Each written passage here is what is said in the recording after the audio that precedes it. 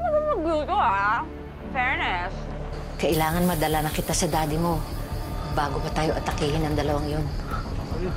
So good. Paano tayo makakalis? Mukhang nakabantay po sa labas. Dito tayo sa likod dadaan.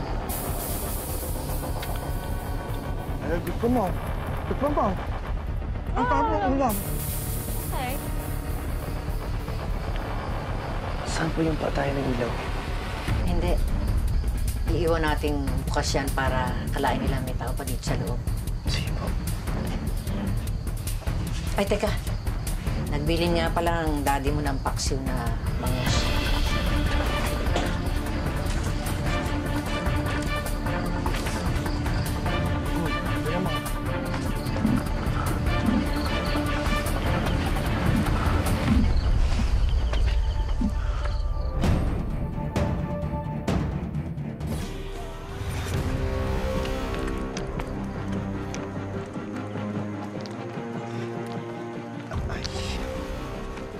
Sino?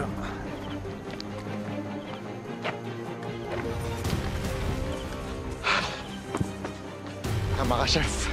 Malalabas lang ng matanda kasama yung kapatid mo. Paano nyo nalaman na dito, kapatid ko? Well, na-sense ko na may something kay Granny. You know what, Dean? I ordered a fritada, but she gave us menudo. Alam mo, may tinatago yan eh. Kasi hindi siya magkakamali yung binigay sa aming order. Gosh, sabi ko na nga ba eh. Sundan niya siya, please.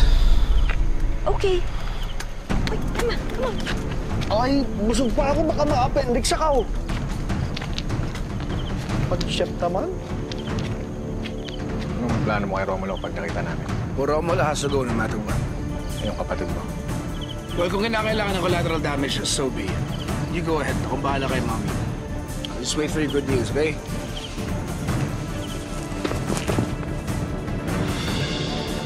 Ginagawa pa natin